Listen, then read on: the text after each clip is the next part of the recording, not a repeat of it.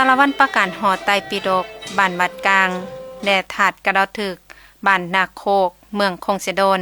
เป็นมรดกแห่งศาสตร์ระดับชาติวันที่27พฤศจิกายน2565อยู่ที่สโมสรแขวงสารวันได้มีพิธีประกาศหอไตรปิฎกบ้านวัดกลาง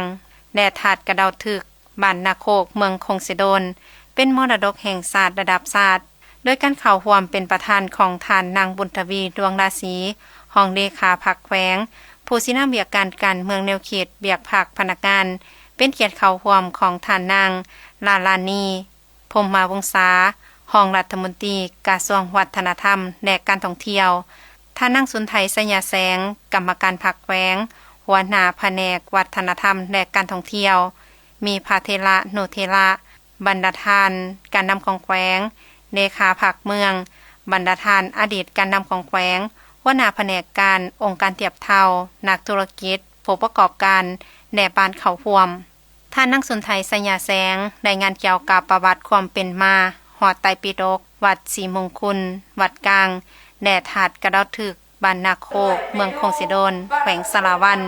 เป็นมรดกแห่งศาสตร์ระดับชาติคือหอไตรปิฎกบ้านวัดกลางตั้งอยู่บ้านวัดกลางเมืองแรกแขวงสารวันได้สร้างตั้งขึ้นในปีคศ1784ก่อนหน้านี้234ปีซึ่งนั่นอยู่ในสมัยการปกครองของเอกราชชาติที่1ซื่อเท้าคำพิทูลมหอดปี1970หอไตรกลางน้ำวัดศรีมงคลวัดกลางพร้อมด้วยพุทธสิมมากุฏิวิหารแด่สิ่งสักการะบูชาอื่นๆได้ถือพงบินเตสแปดของพวกจักรพรรดิอเมริกายิงถล่มเผาผลาญทำลายเฮ็ดให้ยังเหลือไว้แต่เฒ่าทานซึ่งเป็นการสูญเสียมรดกมิ่งเมืองสุดที่ห่วงแหนของคนสารวันและมาในปี2009การนำของแขวงพร้อมหน่วยลูกหลานคนสารวันที่อยู่ศูนย์กลางและต่างแขวงเป็นต้นพระอาจารย์มหาสุรสด้านปัญญาท่านบัวสอนบุภาวันท่านคำบุญดวงปัญญาท่านสมพงษ์มงคลวิไลท่านศรีสุวรรณวงศ์จอมศรี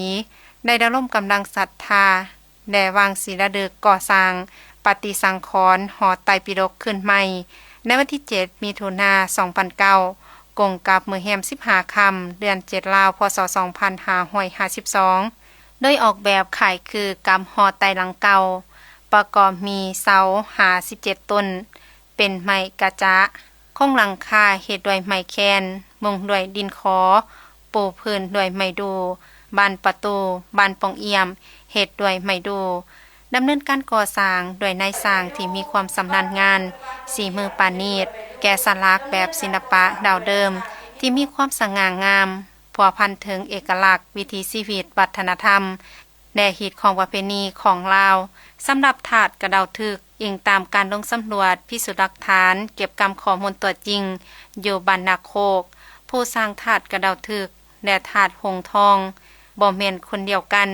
พอผู้ที่สร้างถาดหงทองเป็นผู้หญิงชื่อว่านางหงทองเป็นผู้นำผ้าสร้าง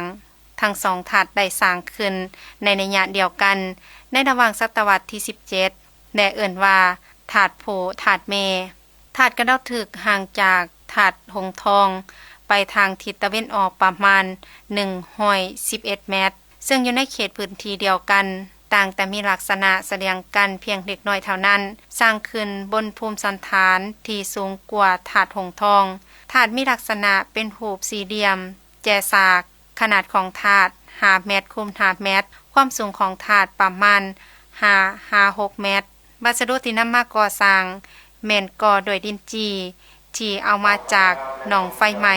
ปัจจุบันหนองดังกล่าวได้เปลี่ยนชื่อเป็นหนองเพียไหม้ห่างจากบ้านนาโคกไปทางทิศตะวันตกประมาณ1กิโลเมตรจากนั้นก็ได้ผ่านข้อตกลงของรัฐมนตรีมาโดยการหับห้องหอไตรปิฎกและถาดกระดาถึกเป็นมรดกแห่งชาติระดับชาติในพิธีก็ได้มีการมอบใบยั่งยืนโดยแม่นทานนาง